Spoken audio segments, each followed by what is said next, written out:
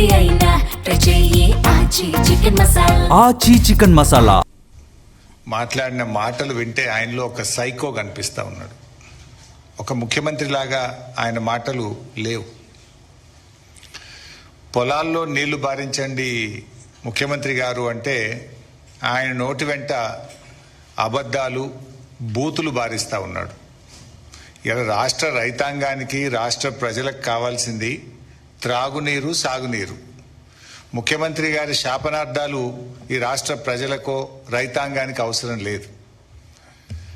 నిన్న ముఖ్యమంత్రి గారు మాట్లాడినటువంటి భాష చూస్తూ ఉంటే ఒక శాడిస్ట్ మాట్లాడుతున్నాడా అనే అనుమానం కలుగుతూ ఉంది. నిన్నటి ఆయన మాటల్లో 3 లక్షణాలు చాలా స్పష్టంగా కనిపించాయి.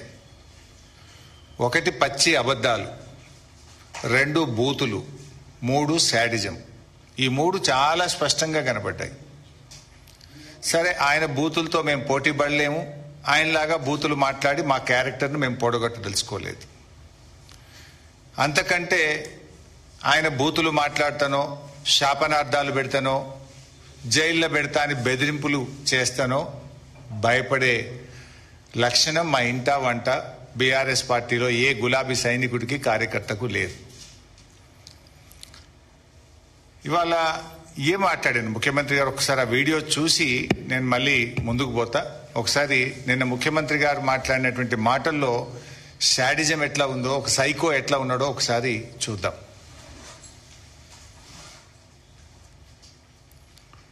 దాంట్లో దిగమను, దూకమను, రాయి కట్టుకొని దూకమను, శని పోతుంది. ఎందుకంటే ఇట్లాంటి పాపాలు చేసి ఇంకా ఎక్కువైనాయి. వీళ్ళిద్దరికి బెల్ట్ ట్రీట్మెంట్ ఇస్తే గానీ దారిలో పడరు. వాళ్ళిద్దరికి బెల్ట్ ట్రీట్మెంట్ అవసరం ఉన్నది. ఏమున్నది, వీళ్ళని కోసి రక్తం జల్లితే పంటల మీద అదే పండుతుంది. ఎందుకంటే వీళ్ళ బలుపు, కొవ్వు. చూసింది కదా, రైతుల పంట పొలాల్లో నీళ్లు బారించండి ముఖ్యమంత్రి గారు అంటే మా రక్తాన్ని బారిస్తా అని రేవంత్ రెడ్డి గారు మాట్లాడుతూ ఉన్నారు. ఇది ఒక ముఖ్యమంత్రి మాట్లాడాల్సిన భాషన? నీళ్లు కావాలని మేము అడిగితే రక్తం కావాలని రేవంత్ రెడ్డి అంటుండు. రక్తం ఇస్తా సార్, నీకు రక్తం కావాలంటే ఇస్తాం, దానికి కూడా మేము వెనకాయటోళ్ళం ఏం కాదు.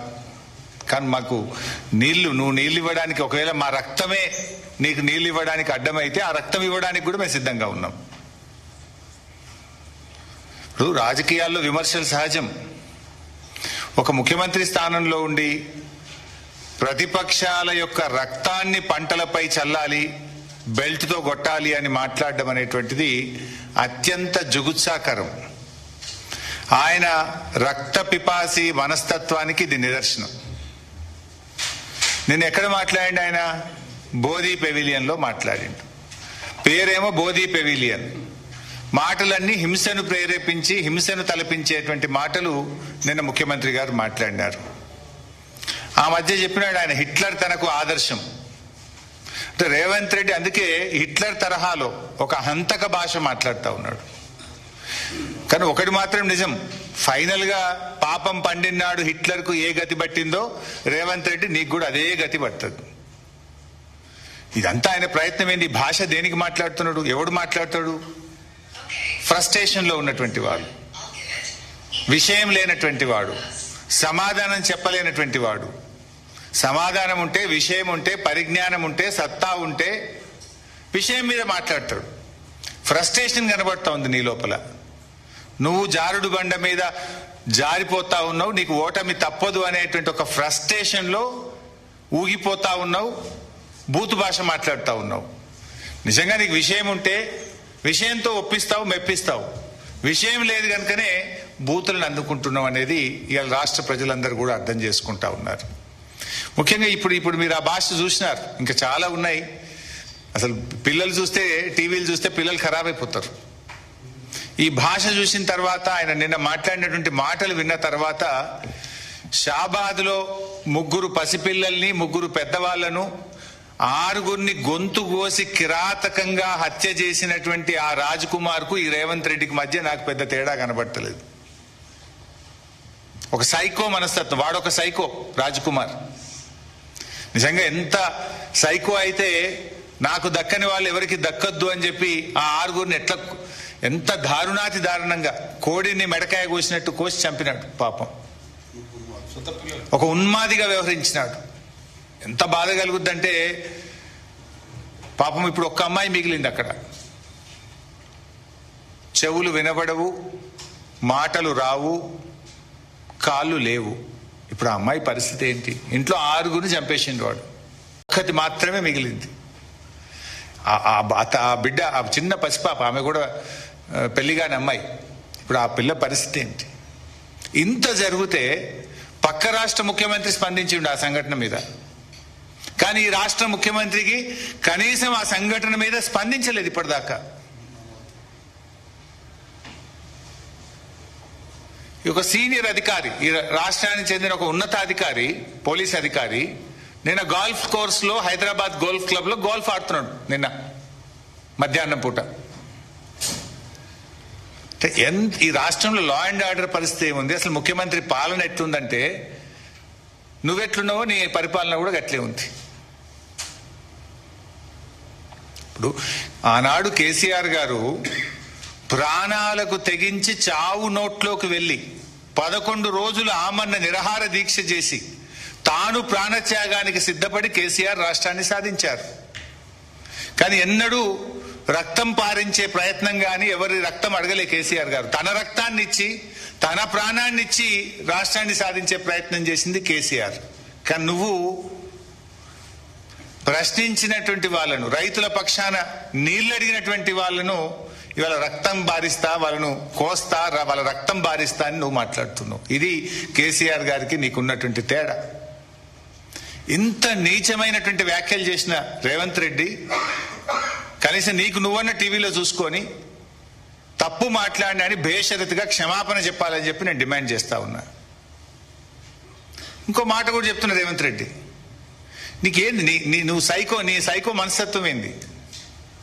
అంటే మమ్మల్ని తిడితేనో, మమ్మల్ని జైల్లో పెడితేనో, మా రక్తం బారితేనో రైతాంగానికి నేను నీళ్లు ఇస్తా అంటే అందుకు మేము సిద్ధం. జైల్లో పెట్టావా పెట్టు, మా రక్తం కావాలన్నా తీసుకో, కానీ రైతులకు మాత్రం నీళ్లు పారించు. ఇప్పుడు రేవంత్ రెడ్డి నీ నోరు నీ ఇష్టం, నువ్వేమన్నా మాట్లాడుకో, కానీ నీళ్లు తెలంగాణ, నీళ్ల విషయంలో నీ ఇష్టం వచ్చినట్లు చేస్తా అంటే కుదరదు. నువ్వేం మాట్లాడుతున్నావు? కన్నెపల్లి కట్టుకొత్తవా రేవంత్ రెడ్డి అంటే ప్రతిపక్షాల కంఠం నొక్కుతా అంటున్నావు. నువ్వు కన్నెపల్లి కట్టుకొత్తవా రేవంత్ రెడ్డి అంటే మా కంఠం నొక్కుతా అంటుండు. నీ ఉద్దేశం ఏంది? మాకు ఉద్యమాలు కొత్త కాదు, పోరాటాలు అంతకంటే కాదు.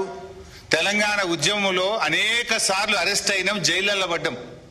మాకేం అరెస్టులు జైళ్లు కొత్త కాదు. ధర్మం కోసం, న్యాయం కోసం, రాష్ట్రం కోసం ఆనాడు అరెస్టులు అయినాం, జైళ్ళల్లో పడ్డాం. ఇవాళ లక్షలాది మంది రైతుల కోసం జైళ్ళల్లో పడడానికి సిద్ధం, రక్తం ఇవ్వడానికి సిద్ధం తప్ప నిన్ను మాత్రం వదిలిపెట్టము. ఈ రాష్ట్రం ముఖ్యం, రాష్ట్ర రైతాంగం ముఖ్యం, రాష్ట్ర ప్రజలు ముఖ్యం, రాష్ట్ర ప్రయోజనం మాకు ముఖ్యం. మా గులాబీ సైనికులు, బీఆర్ఎస్ కుటుంబ సభ్యులు ఎవరు కూడా నీ తాటాకు చప్పులకు భయపడడానికి సిద్ధంగా లేరు.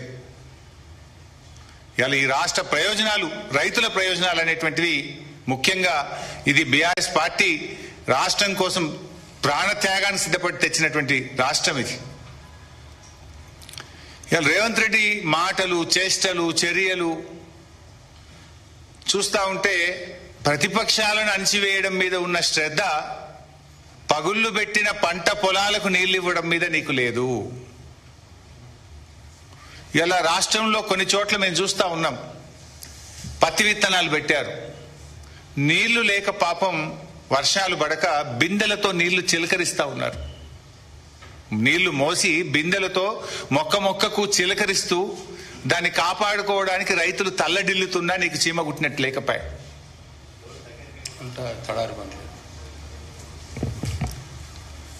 ఇవాళ తెలంగాణ రైతుల ప్రయోజనాలు కాపాడడానికి, వాస్తవాలు చెప్పడానికి నేను ఈరోజు మళ్ళీ మాట్లాడుతూ ఉన్నాను. నిన్న ముఖ్యమంత్రి గారు పచ్చి అబద్ధాలు మాట్లాడిండు. లాస్ట్ టైం కూడా నేను ఆయన అబద్ధాలు ఎట్లా మాట్లాడిండో ఒక్కటొక్కటిగా స్క్రీన్ మీద పెట్టి చూపించాను. నిన్న మళ్ళీ అవే పచ్చి అబద్ధాలు మాట్లాడిండు.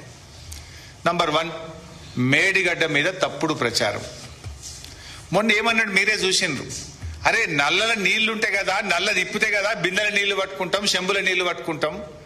రాష్ట్రంలో ఎలినినో వచ్చింది, కరువు వచ్చింది, వాననే పడతలేవు, నీళ్లే లేవు, యాడికెళ్ళి ఎత్తాలన్నాయా అని మాట్లాడింది మొన్న. మేము ప్రెస్ మీట్ పెట్టి లైవ్ లో చూపించిన, చూడు బై నిన్న 1,20,000 పోయినాయి, ఇప్పుడు ఈ నిమిషానికి 88,000 పోతున్నాయని నేను మొన్న మీకు మీడియా సమావేశంలో లైవ్ టెలికాస్ట్ లో పెట్టి చూపించిన.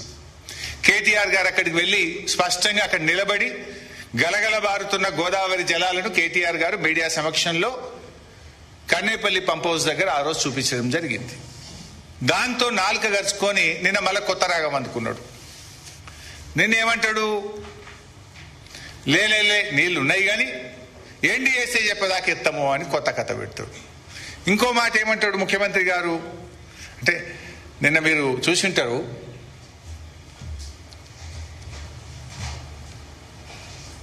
మేడిగడ్డ గేట్లు మూయకుండా కన్నేపల్లి దగ్గర నీటిని ఎట్లా ఎత్తుతావు అని మాట్లాడతాడు. నాకు జాలి కలుగుతుంది నేను చూస్తుంటే. ముఖ్యమంత్రిగా నువ్వు 31 నెలలు పూర్తి చేసుకున్నా కన్నేపల్లి పంప్ హౌస్ నుంచి మేడిగడ్డ బ్యారేజ్ గేట్లు మూయకుండా నీళ్లు ఎలా ఎత్తాలో కూడా అవగాహన నువ్వు పెంచుకోవడం మీద నిన్ను చూస్తే నాకు జాలేస్తా ఉంది. ఇన్ఫాక్ట్ మీరు నిన్న గమనించిందో లేదో, ఈయన మాట్లాడగానే ఉత్తమ్ కుమార్ రెడ్డి మైక్ తీసుకున్నాడు మధ్యలో. ఈయన తప్పు మాట్లాడిండని ఉత్తమ్ కుమార్ రెడ్డికి బుర్ర వెలిగింది. మధ్యలో ఆయన మైక్ తీసుకొని ఉత్తమ్ కుమార్ రెడ్డి గారు ఈయన తప్పును సరిచేసే ప్రయత్నం చేసిండు. అందుకే నేను జాలి కలుగుతుంది రేవంత్ రెడ్డి మీద అన్న. 31 నెలలు ముఖ్యమంత్రిగా పనిచేసినాక కూడా విషయ పరిజ్ఞానం పెంచుకోలే, బూతులు తప్ప నీకు విషయ పరిజ్ఞానం పెరగలే. ఆయన ఉత్తమ్ కుమార్ రెడ్డి గారు నిన్న మైక్ తీసుకొని మధ్యలో రేవంత్ రెడ్డి తప్పు మాట్లాడంగానే, అఫ్ కోర్స్ ఫ్రీ ఫ్లోలో కూడా కన్నేపల్లి మోటార్లు ఎత్తాం, కన్నేపల్లి మోటార్లు స్టార్ట్ చేస్తాం, నీళ్ళు ఎత్తుతాం, కానీ మరి మీద అన్నారం సుందిల గేట్లు ముయ్యాలి కదా అని ఆయన సరి చేసే ప్రయత్నం చేసిండు. విషయం సింపుల్. 93.5 మీటర్ల ఎత్తులో కన్నేపల్లి పంప్ హౌస్ మోటార్లు నడుస్తాయి. గోదావరిలో 1,00,000 క్యూసెక్కుల వరద పోతా ఉంది. 1,00,000 క్యూసెక్కుల వరద పోయినప్పుడు దాని లెవెల్ 97 మీటర్లు ఉంటాయి. అంటే గేట్లు తెరిచి ఉన్న 97 మీటర్ల ఎత్తులో గోదావరి నది ప్రవహిస్తా ఉంది. నీకు కావాల్సింది 93.5 మీటర్లు మాత్రమే. కావలసిన నీళ్లు ఉన్నది, కావలసిన ఎత్తు హెడ్ రెడీగా ఉన్నది, మోటార్లు ఒత్తు నీళ్లు వస్తాయి బయట.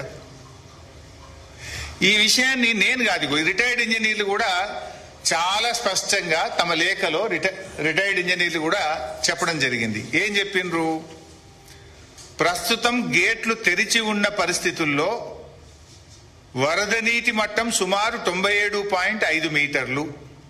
ఈ హెడ్ ఆధారంగా కన్నేపల్లి పంప్ హౌస్ రోజుకు 3 టీఎంసీల వరకు నీటిని లిఫ్ట్ చేసే సామర్థ్యం కలిగి ఉంది. ఈ లెటర్ చదివినాకనన్నా సోయి రావాలి కదా నీకు. ఆ ఉత్తమ్ కుమార్ రెడ్డికి వచ్చిన సోయి అన్నా నీకు రాకపోయా.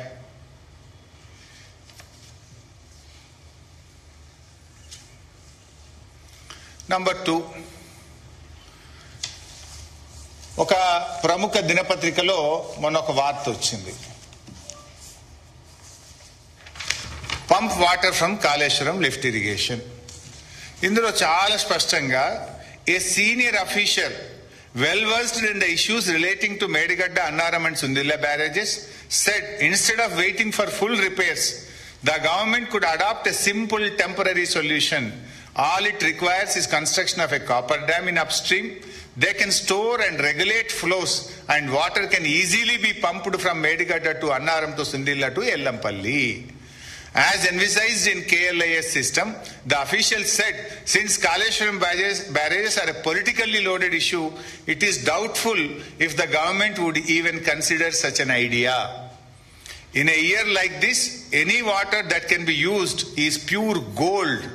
Pure gold.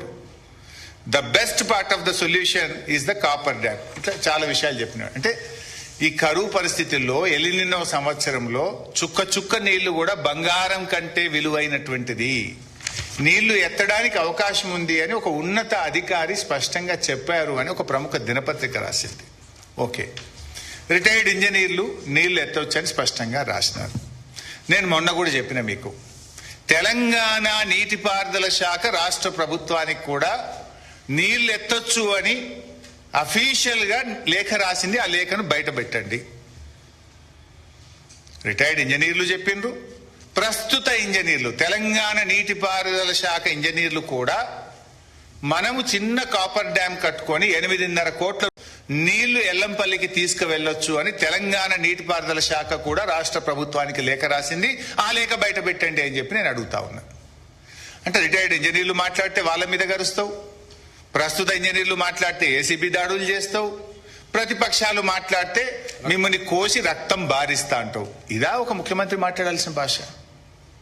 ప్రజలను ఎట్లా కాపాడుకోవాలి, రైతులను ఎట్లా కాపాడుకోవాలి, రాష్ట్రాన్ని ఎట్లా కాపాడుకోవాలి అనే తపన ఒక ముఖ్యమంత్రికి ఉండాలి.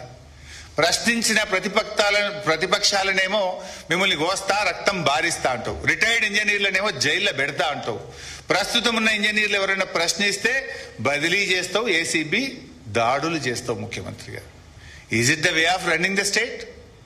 Will it help the state?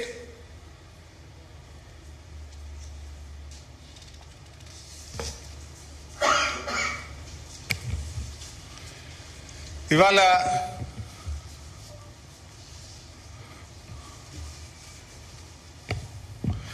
Retired ఇంజనీర్ల రిపోర్ట్ మీద కూడా మళ్ళీ అదే అబద్ధం మాట్లాడండి. మేడిగడ్డ దగ్గర కట్టొద్దు అన్నారు, మళ్ళీ నిన్న మాట్లాడి. మొన్న నేను మీకు డాక్యుమెంట్స్ అన్ని చూపించాను. రిటైర్డ్ ఇంజనీర్లు చాలా స్పష్టంగా రాష్ట్ర ప్రభుత్వము మా రిపోర్టును కన్సిడర్ చేసింది. ఇది రిటైర్డ్ ఇంజనీర్లు ఇచ్చిన ఫస్ట్ రిపోర్ట్. ఇందులో మేడిగడ్డ ఫీజబుల్, కట్టొచ్చు అని చెప్పారు. This is the second report.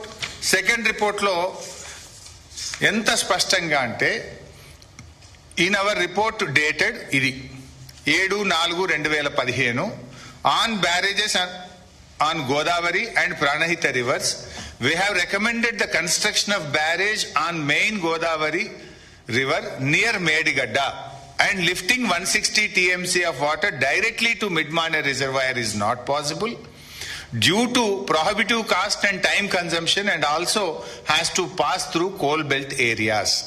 Then, after submission of our report, Government of Telangana has dropped the proposal of taking water direct from Medigadda to Midmane reservoir and is now being taken to Sripada Ellampalli project following Godavari river, utilizing all the packages from 6, 7, 8. మా సూచన ఆధారంగానే direct తీసుకుపోవడాన్ని మార్చి వరుస బ్యారేజీలు కట్టి ఎల్లంపల్లికి తీసుకుపోతున్నారు అని ఇంత స్పష్టంగా చెప్తే, retired ఇంజనీర్లు కట్టొద్దన్నారు మేడిగడ్డ దగ్గర, నాట్ ఫీజబుల్ అంటే ఒక అబద్ధాన్ని 100 సార్లు వెళ్ళవేస్తే నిజమైద్దా రేవంత్ రెడ్డి గారు? వాళ్ళు ఇంత స్పష్టంగా, ఇది అఫిడవిట్, ఇది ఉత్తగా రాసిచ్చిన కాగితం కాదు, జస్టిస్ ఘోష్ కమిషన్ కు నోటరైజ్డ్ అఫిడవిట్ ఇచ్చింది రిటైర్డ్ ఇంజనీర్లు. దీన్ని కూడా నువ్వు మాట్లాడితే ఇది పచ్చి అబద్ధం కాదా రేవంత్ రెడ్డి గారు? ఇక వాళ్ళు పాపం ఉన్న విషయం బయట పెడితే జైల్లో పెడతా, మిమ్మల్ని లోపలేస్తా అంటే నీకేం ప్రాబ్లం అవుతుంది?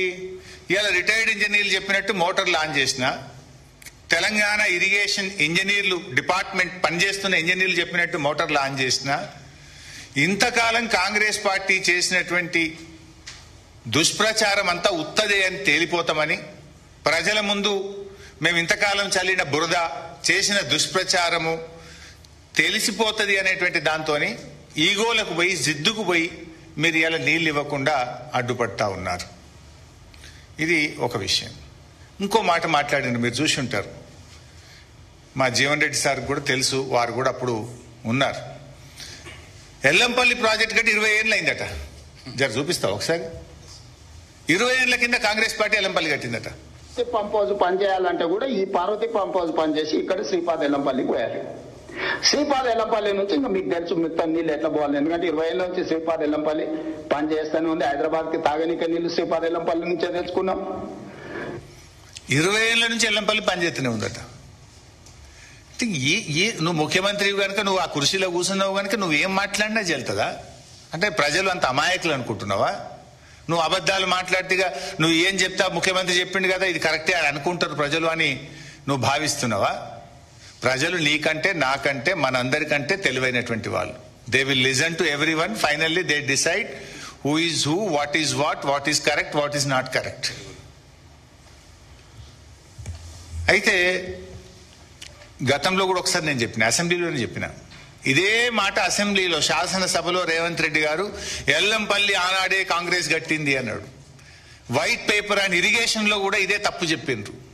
ఆ వైట్ పేపర్ అండ్ ఇరిగేషన్ సందర్భంలో కానీ ఇంకొక సందర్భంలో అసెంబ్లీలో చర్చ జరిగితే నేను సవాల్ విసిరిన అసెంబ్లీలో, ఇది తప్పు, ఇది శుద్ధ అబద్ధము, ఐఎమ్ రెడీ ఫర్ డిస్కషన్ అంటే తోక ముడిచిండ్రు, నోరు మూసిండ్రు ఆ రోజు అసెంబ్లీలో.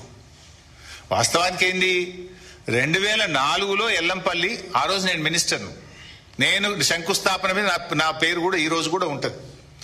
2004లో ఎల్లంపల్లి ప్రాజెక్టుకు 3177 కోట్లతో శంకుస్థాపన జరిగింది. 2014 బీఆర్ఎస్ ప్రభుత్వం వచ్చే నాటికి 3347 కోట్ల రూపాయలు ఖర్చు పెట్టి ఓన్లీ కొన్ని నీళ్లు టెంపరీ బేసిస్ లో నిలిపారు. Very few water. కారణం ఏంది అంటే ఆడ R&R పూర్తి కాలే, ల్యాండ్ ఎక్విజిషన్ పూర్తి చేయలే. తెలంగాణ వచ్చిన తర్వాత నీటిపారుదల శాఖ మంత్రిగా మేము వచ్చే నాటికి 18,700 ఎకరాలే భూసేకరణ జరిగింది ఎల్లంపల్లిలో. మేము వచ్చిన తర్వాత 27,387 ఎకరాలకు భూసేకరణ పూర్తి చేసినాం. ఆల్మోస్ట్ 10,000 ఎకరాల భూసేకరణ బీఆర్ఎస్ ప్రభుత్వం చేసింది. అదేవిధంగా R&R అంటే ఎవరి అయితే ఊర్లు మునిగిపోతున్నాయో, ఇండ్లు కట్టాలో, కాంగ్రెస్ ప్రభుత్వం ఉన్న నాటికి 1,448 ఇండ్లు మాత్రమే కట్టింది, 1,448. మేము 13,296 ఇండ్లు పూర్తి చేసి R&R వాళ్ళందరినీ కూడా షిఫ్ట్ చేసినాం. 13,296 ఇండ్లు కట్టినాం. 10,000 ఎకరాల భూసేకరణ చేసినాం. రాయపట్నం బ్రిడ్జ్, కరీంనగర్ ఆదిలాబాద్ మధ్య అత్యంత కీలకంగా ఉన్న రాయపట్నం బ్రిడ్జిను యుద్ధ ప్రాతిపదికన పూర్తి చేసినాం. ఇవన్నీ చేయడానికి బీఆర్ఎస్ ప్రభుత్వం 2,052 కోట్ల రూపాయలు ఎల్లంపల్లి ప్రాజెక్టు మీద ఖర్చు చేసింది. 2,052 కోట్లు బీఆర్ఎస్ ప్రభుత్వం ఖర్చు చేసి ఎల్లంపల్లిలో 20 టీఎంసీలు నింపి హైదరాబాద్ కు నీళ్లు తెచ్చినాం. ది గ్రేట్ రేవంత్ రెడ్డి ఏమంటాడు, కాంగ్రెస్ గట్టింది, 20 ఏళ్ల నుంచి నీళ్లు హైదరాబాద్కు వస్తున్నాయి. నోరా అమ్మోరా, నిన్ను ఎట్లా నమ్మాలి అసలు? ఒక్కటన్నా నిజం మాట్లాడుతావు, నేను నమ్ముతాడా నిన్ను? 2016 తర్వాతనే బ్యారేజ్ పూర్తి స్థాయిలో బీఆర్ఎస్ ప్రభుత్వం వినియోగంలోకి తీసుకురావడం జరిగింది. ఇవాళ నిజంగా ఇష్యూ ఏంటంటే ఎల్లంపల్లి ఎంత ఇంపార్టెంట్ అంటే, it's not just irrigation water. Yellampalli మీద ఎన్టీపీసీ ఆధారపడ్డది, ఎల్లంపల్లి మీద సింగరేణి థర్మల్ పవర్ స్టేషన్ ఆధారపడ్డది, ఎల్లంపల్లి మీద హైదరాబాద్ మంచినీళ్ళు ఆధారపడ్డాయి, ఎల్లంపల్లి మీద రామగుండం మున్సిపాలిటీతో పాటు ఆ పరిసర ప్రాంతాలు మంచిర్యాల, అటు మంచిర్యాల జిల్లా, ఇటు రామగుండం పెద్దపల్లి జిల్లా డ్రింకింగ్ వాటర్ దాని మీద ఆధారపడ్డది. అండ్ అట్లా ఎల్లంపల్లి మీద అనేక జిల్లాలకు కూడా నీళ్లు వెళ్తాయి. ఇవాళ ఎల్లంపల్లిలో ఉన్న వాటరు హార్డ్లీ 7-8 టీఎంసీ ఉంది. డెడ్ స్టోరేజ్ 3 పోతే 4-5 ఉంటాయి.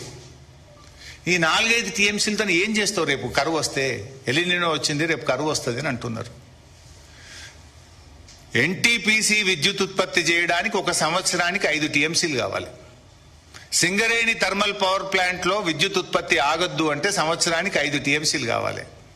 హైదరాబాద్ మంచినీళ్లకు ఎల్లంపల్లి నుంచి 10 టీఎంసీలు కావాలి. లోకల్ డ్రింకింగ్ వాటర్ కు 2 నుంచి 3 టీఎంసీలు కావాలి. ఇప్పుడు అటు ఉన్నాయి డెడ్ స్టోరేజ్ తీసేస్తే 4-5 కూడా లేవు. నువ్వు పందాలకు పోయి పంటింపులకు పోతే రేపు కరెంటు ఉత్పత్తి కూడా ఆగిపోయి రాష్ట్రం అంధాకారమయ్యే ప్రమాదం ఉంది మిస్టర్ రేవంత్ రెడ్డి. చీకటిమయమయ్యే ప్రమాదం ఉంది. హైదరాబాద్ నగరం త్రాగునీరు లేక ఇబ్బందులు పడే పరిస్థితి కనబడతా ఉంది. How do you address this issue? పాప నిన్న ఒక జర్నలిస్ట్ అదే అడిగిండు, మరి కరువు వస్తుంది కదా, ఎలినినో వస్తుంది, ఎట్లా నువ్వు అడ్రస్ చేస్తావు అంటే, సమస్యను ఎట్లా తీరుస్తావు అంటే, వాళ్ళని కోసి రక్తం జిమ్ముతే పంటలు వంటే అని రేవంత్ రెడ్డి మాట్లాడతాడు. ఒక జర్నలిస్టు ఈ కరువు పరిస్థితుల్లో ఈ కరువును నువ్వు ఎట్లా ఎదుర్కొంటావు, వాట్ ఈజ్ యువర్ స్ట్రాటజీ అని ఒక జర్నలిస్ట్ అడిగితే వాళ్ళని కోసి రక్తం జిమ్ముతా అంటాడు. ఇదా ఒక ముఖ్యమంత్రి మాట్లాడేది? సమస్యను అర్థం చేసుకుంటలేవు నువ్వు. రేపు ఎన్టీపీసీకి 5 టీఎంసీలు కావాలి. సింగరేణి పవర్ ప్లాంట్కి 5 టీఎంసీలు కావాలి. హైదరాబాద్ మంచినీళ్ళకు 10 టీఎంసీలు కావాలి. రామగుండం, మంచిర్యాల్ ఆయా జిల్లాలకు త్రాగునీటికి 3 టీఎంసీలు కావాలి. అక్కడ ఉన్నాయా 4-5 లేవు. ఇప్పుడు మనం నీళ్లు ఎత్తి తెచ్చుకొని సమస్యను పరిష్కారం చేసుకునే దిశగా ఆలోచిస్తావా? రాజకీయాలకు పోయి పందాలకు పట్టింపులకు పోయి సమస్యను జటిలం చేసి రాష్ట్రాన్ని అంధకారం చేస్తావా? హిట్లర్కు నీకున్న తేడా ఏంది? హిట్లర్ అదే కదా చేసింది పిచ్చి పనులు. ఇక ఇంకొక ఇంపార్టెంట్ ఇష్యూ నిన్న ఆయన మాట్లాడతాడు. అసలు బీఆర్ఎస్ వచ్చిన తర్వాత ఒక్క ప్రాజెక్టు కట్టలే, 1 ఎకరాన్ని నీళ్ళు ఇయ్యలే. కాంగ్రెస్ చేసిన కృషి వల్లనే ధాన్యం ఉత్పత్తులు దేశంలో నంబర్ 1 అయినమాట. మొత్తం కాంగ్రెసే కట్టిందట. కాంగ్రెస్ కృషి వల్లనే దేశంలో తెలంగాణ నంబర్ 1 అయింది. ఒక్క ప్రాజెక్ట్ కూడా బీఆర్ఎస్ కట్టలేదట, 1 ఎకరాన్ని నీళ్ళు ఇయ్యలేదట. నేను రేవంత్ రెడ్డి మాట్లాడతాడు. బీఆర్ఎస్ 10 ఏళ్లలో 48,74,000 ఎకరాలకు నీళ్ళు ఇచ్చింది. 48,74,000 ఎకర్స్.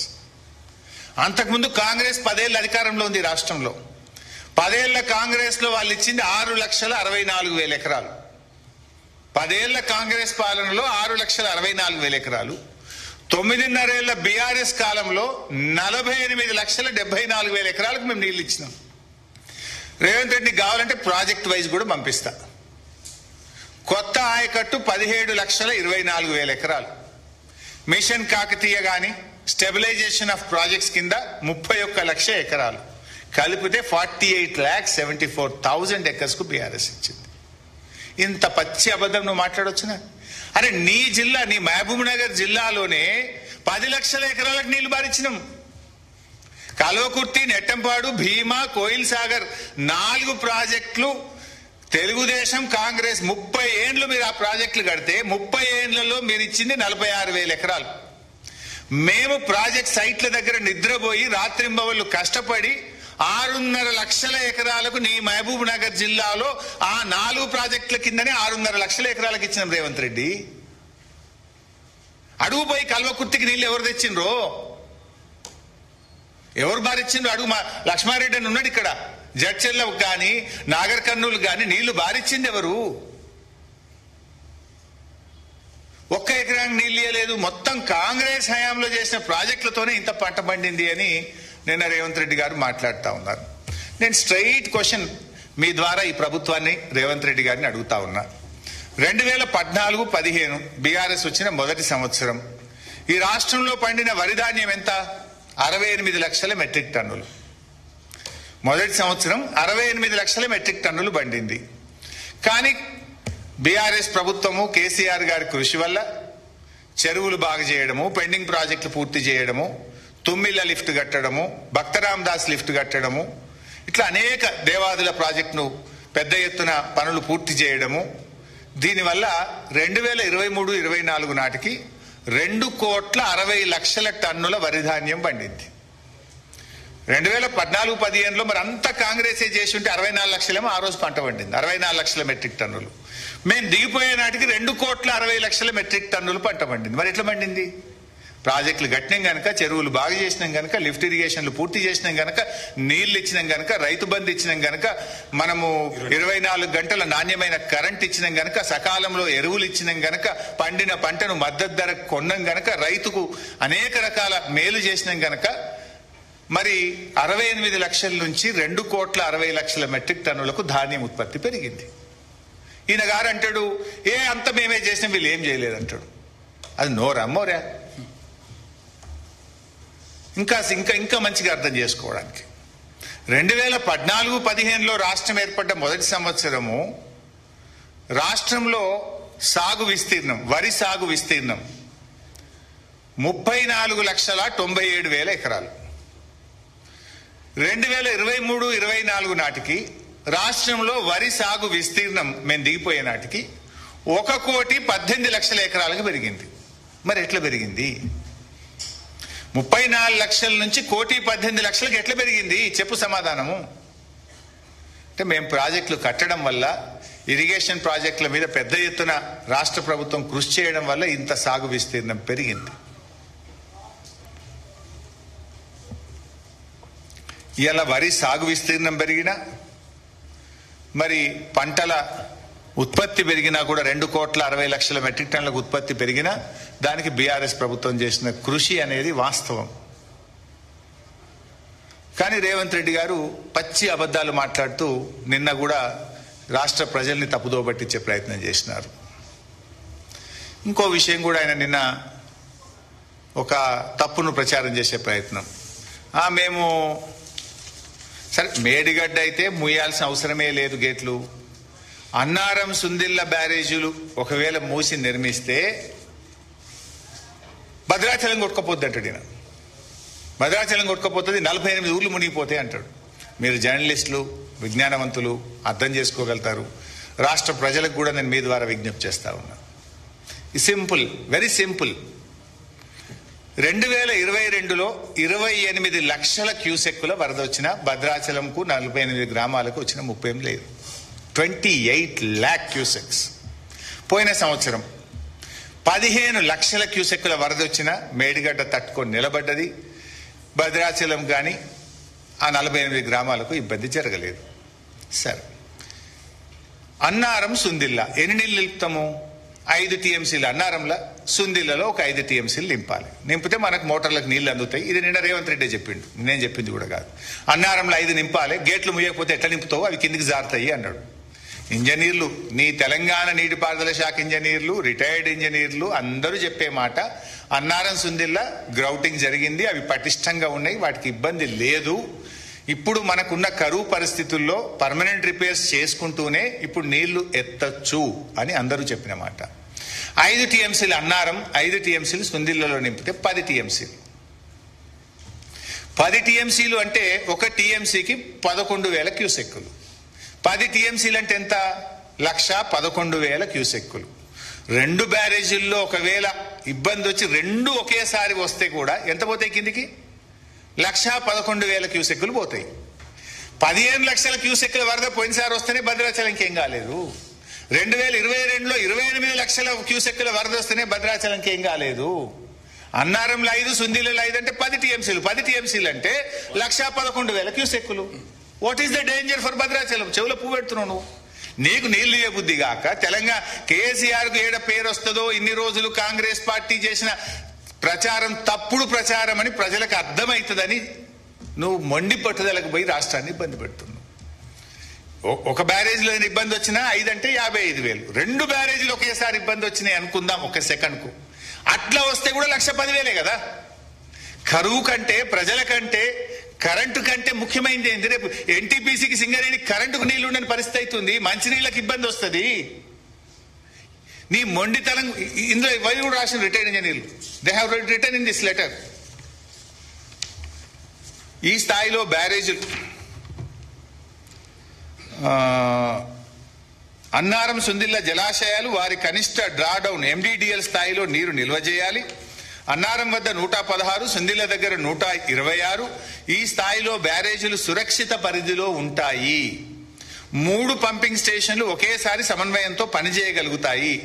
అన్నారంలో 5 టీఎంసీలు, సుందిల్లలో 3.78, మొత్తం 8.8 టీఎంసీల వరకు నిల్వ సామర్థ్యం ఉంటుంది. 8.8, నేను ఇంకా 10 చెప్పినా నేను. 8.8 అంటే 90,000 cusecs. Where is the danger for Bhadrachalam?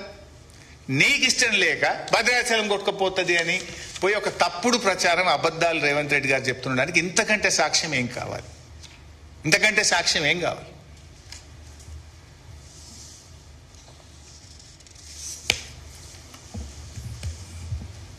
Basically నేను ఇంకో విషయం మాట్లాడింది, మన పట్టిసీమ గురించి కూడా రేవంత్ రెడ్డి గారు మాట్లాడిండ్రు.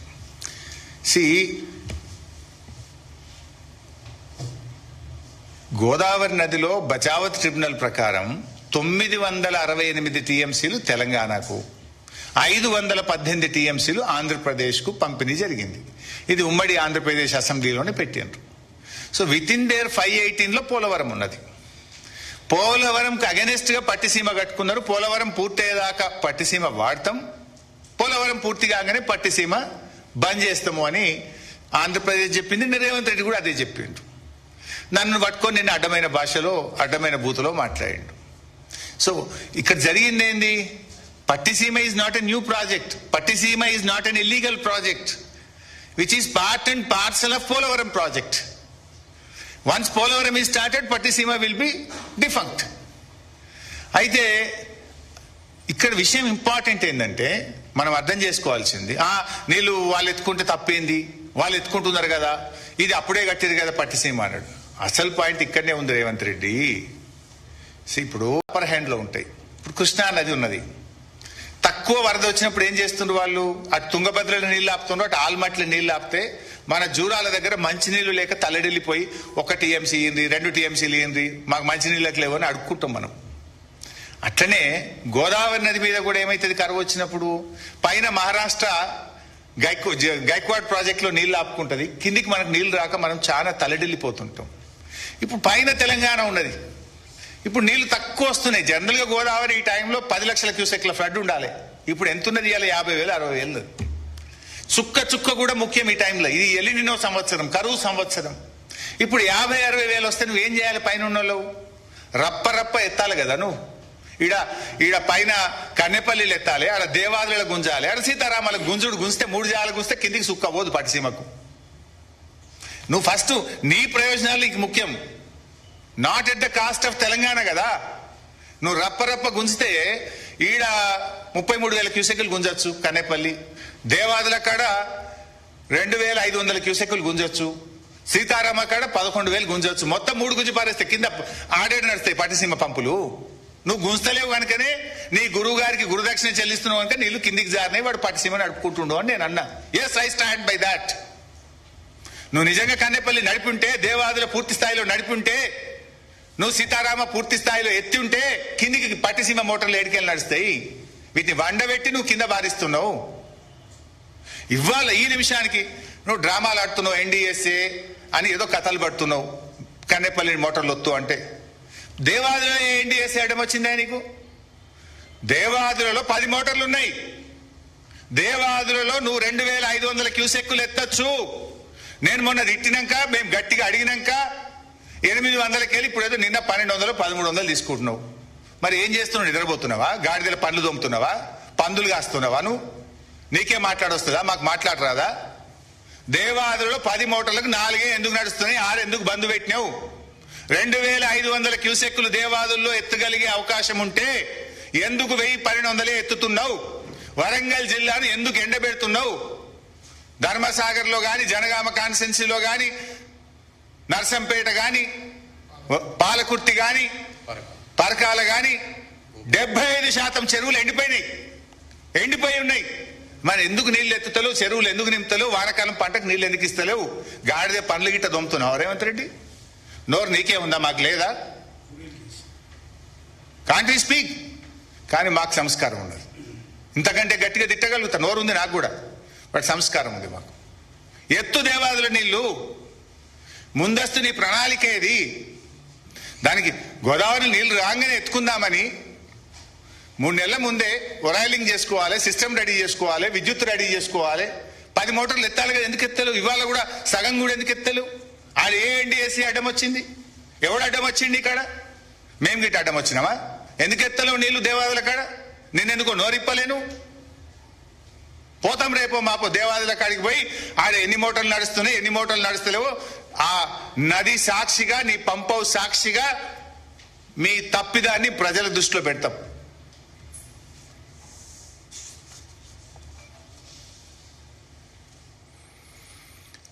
ఇక ఇంకోటి చెప్తాడు, నిన్న 1,00,000 కోట్లు కొట్టుకపోయినాయి, 1,00,000 కోట్లు కొట్టుకపోయినాయి అని మాట్లాడతాడు పదే. అసలు దానికి అయిన ఖర్చు, బీఆర్ఎస్ హయాంలో అయిన ఖర్చు 90, మొత్తం బీఆర్ఎస్ఏ కాదు, ఆ బీఆర్ఎస్ రాకముందు కాంగ్రెస్ ప్రభుత్వం పెట్టిన ఖర్చు, బీఆర్ఎస్ ప్రభుత్వం పెట్టింది, 2 కలిపితేనే 93,872 కోట్లు. ఈ 93,872లో 6,000 కోట్లు బీఆర్ఎస్ రాకముందు కాంగ్రెసే ఖర్చు పెట్టింది. అంటే బీఆర్ఎస్ పెట్టింది ఎంత? 87,000. వీళ్ళు 1,00,000 కోట్ల అవినీతి జరిగిందంటారు.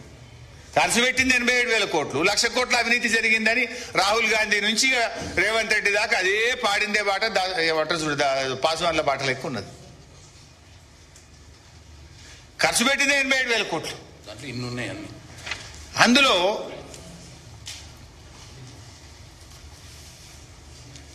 అసలు ఇన్ఫాక్ట్ వాళ్ళ మామ ఆయన పేరేదో ఉంటుంది సూదిని పద్మారెడ్డి గారే చెప్పిండు, అరే 1,00,000 కోట్ల అవినీతి జరగాలి, ఖర్చు పెట్టింది 87,000, 1,00,000 కోట్లు ఆడికెళ్ళి అవుతుందని నీకు పిల్లనిచ్చిన మామని పద్మారెడ్డే చెప్పిండు. ఆ వీడియో కావాలంటే పంపుతా చూసుకోసారి. నీ మామ చెప్పినాక కూడా నీకు బుద్ధి వస్తలేదా? అరే రేవంత్ రెడ్డి తప్పు మాట్లాడుతుండు, నా అల్లుడు తప్పు మాట్లాడుతుండు, నా అల్లుడికి మెదడు దొబ్బింది, ఖర్చు అయింది 87,000, 1,00,000 కోట్లు అని తప్పు మాట్లాడుతున్నా నీ మామనే ముట్టుకేలేసింది కదా నీకు.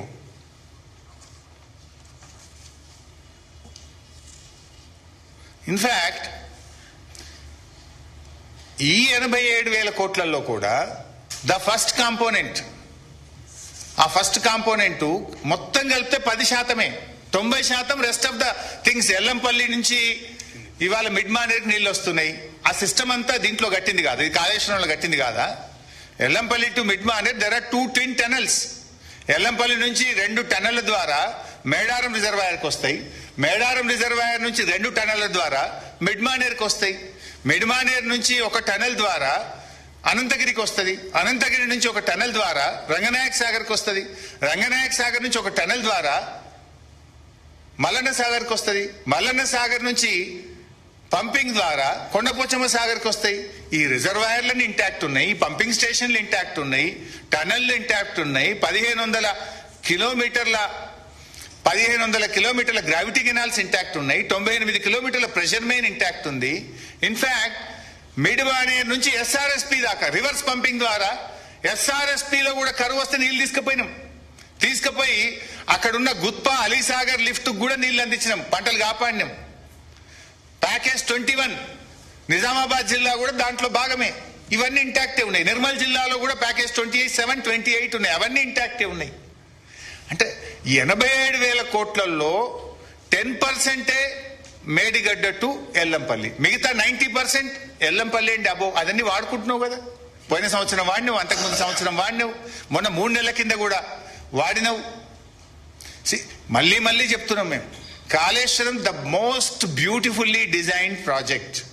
దీనికి 3 సోర్సులు ఉంటాయి. ప్రపంచంలో ఏ ప్రాజెక్ట్ కైనా ఒక సోర్స్ ఉంటుంది, but Kaleshwaram has got 3 sources. మంచిగా కాలం అయితే ఫుల్ వర్షాలు పడితే మిడ్ మానేర్ నుంచి మాత్రమే మోటార్లు నడుపుతాం, సో దట్ 50% మోటార్లే నడుస్తాయి, 50% కరెంట్ బిల్ వస్తుంది. యావరేజ్ రెయిన్ ఫాల్ పడి మధ్యస్థమైనటువంటి వర్షాలు పడితే ఎల్లంపల్లి నుంచి మోటార్లు నడుపుతాం, దాదాపు 60-70% మాత్రమే మోటార్లు నడుస్తాయి, కరెంట్ బిల్ వస్తుంది. కరువు వచ్చినప్పుడు ఎక్కడ నీళ్లు లేనప్పుడు ఉండేది మేడిగడ్డ, అక్కడి నుంచి మోటార్లు ఆన్ చేస్తే 100% సిస్టమ్ పనిచేస్తుంది. గత 2 సంవత్సరాలు యావరేజ్ అబో యావరేజ్ ఉన్నాయి కనుక పైన సిస్టమ్ నడిపినావు కాళేశ్వరంది.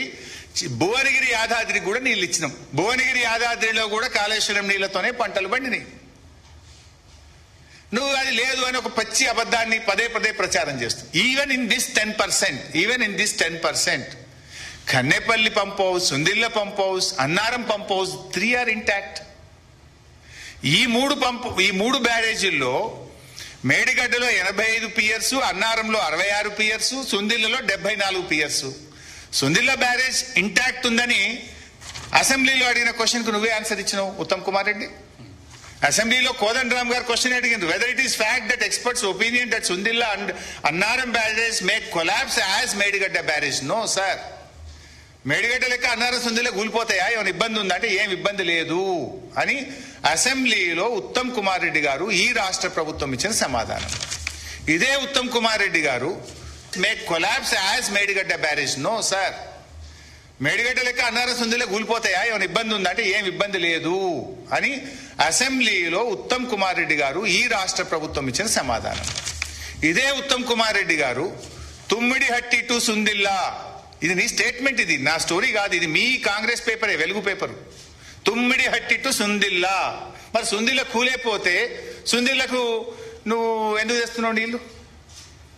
కూలైపోతే అది పనికే రాకపోతే సుందిల్లకు నీళ్ళు తెస్తాను ఎట్లా అన్నావు? It is intact.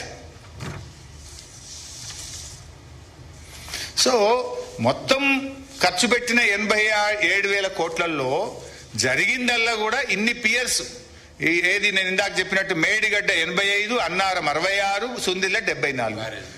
3 బ్యారేజీల్లో 2-3 పియర్స్ కుంగిపోయినాయి. ఒక బ్లాక్ 7 రీకన్స్ట్రక్ట్ చేయాలి అని చెప్పి ఎన్డీఎస్ఏ కూడా చెప్పింది. మరి 2 సంవత్సరాలు 7 నెలలు 31 నెలలు అయింది నీ గవర్నమెంట్ వచ్చి. ఏం టెస్ట్లే చేయలేను. నీ నిజాయితీ అర్థమైతలేదా? పరీక్షలు టెస్ట్లే చేయలేను. ఇంకా అసలు డిజైన్ ఎక్కడి నువ్వు రిపేర్ ఎప్పుడు చేస్తావు? ఇన్ఫాక్ట్ 31 నెలలు అయినా 3 సీజన్స్, 3 వర్కింగ్ సీజన్స్. జనరల్గా ఎప్పుడు నదిలో పనిచేయగలిగేది మనము జనవరి టు జూనే. నీకు 3 జనవరి టు జూన్లు దొరికినాయి ఇప్పటికీ. ఇక నీకు మిగిలింది ఒక్కటే. నీ గవర్నమెంట్ పోయే లోపు నీకు మిగిలింది ఒక్కటే సీజన్ మిగిలింది నీకు. ఇప్పటికి నువ్వు పరీక్షలే చేయలే, టెస్ట్లే చేయలే. నువ్వు టెస్ట్లు పూర్తి కావాలి, డిజైన్ కావాలి, దాన్ని పని చేయాలి. అంటే నీకు చేసే ఉద్దేశం లేదు అనేటువంటిది అలా రాష్ట్ర ప్రజలు అర్థం చేసుకుంటా ఉన్నారు. సో 1,00,000 కోట్లు కొట్టుడు పోయింది అనేది కూడా పిచ్చి వాదన. మీ మామగారు చెప్పిండ్రు. జరిగింది 87,000 కోట్లు. అందులో సిస్టమ్ 95% సిస్టమ్ ఈజ్ ఇంటాక్ట్. తర్వాత ఇంకో విషయం కూడా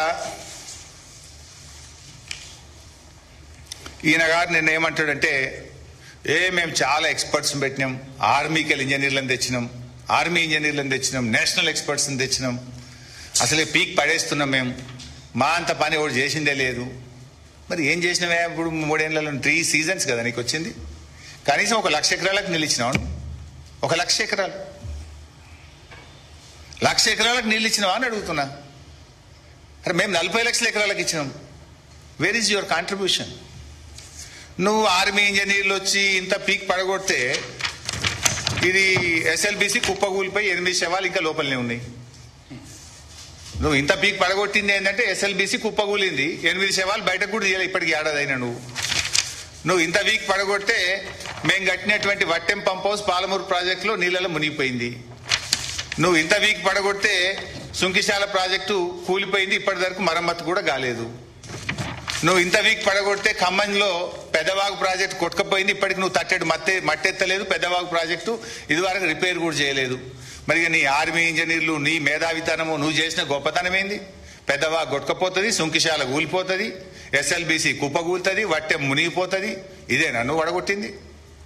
అరే మేము 40 లక్షల ఎకరాలకు నీళ్ళు ఇస్తే కనీసం 1,00,000 ఎకరాలకు కూడా నువ్వు నీళ్ళు ఇవ్వలేవు 3 సీజన్లల్లా. నీకు మిగిలింది ఒకటే సీజన్, ఒకటే working season. What is that you have done? ఈ ఎన్డీఎస్ఏ, నేను ఆయన గారు ఎన్డీఎస్ఏ మీద కూడా చాలా మాట్లాడే ప్రయత్నం చేశాను. నేను అంటున్నా, సరే ఈయన ఎన్డీఎస్ఏ 2022 వచ్చింది, 2021 డిసెంబర్ 31 అంటే అది 2022 అన్నట్టు అని కూడా మాట్లాడినా. ఓకే, 2022 నుంచి ఎన్డీఎస్ఏ వచ్చింది. నేను ఒక క్వశ్చన్ వేస్తే దాన్ని నేను ఆయన ప్రస్తావించాను. ఆ ఎన్డీఎస్ఏ వేరే ప్రాజెక్టులకు ఎందుకు పోతలేదు? ఈ కాంగ్రెస్ బీజేపీలు కుమ్మక్కై అసెంబ్లీ ఎన్నికల ముందు ప్రిలిమినరీ రిపోర్టు, పార్లమెంట్ ఎన్నికల ముందు మధ్యంతర నివేదిక, మా పార్టీ సిల్వర్ జూబ్లీ చేసుకుంటే తుది నివేదిక, రాజకీయంగా ఎట్లా చేస్తున్నారని మేము చెప్పినాం. ఆయన గారు అట్లేం లేదు, ఎన్డీఎస్ఏ చాలా గొప్పది, అసలు ఎన్డీఎస్ఏ ఇది అది అని మాట్లాడి. ఇక్కడ ఒక పాయింట్ చెప్పాల్సింది ఏంటంటే, అసలు ఎన్డీఎస్ఏ ఏర్పడ్డప్పుడు ఉత్తమ్ కుమార్ రెడ్డి ఎంపీగా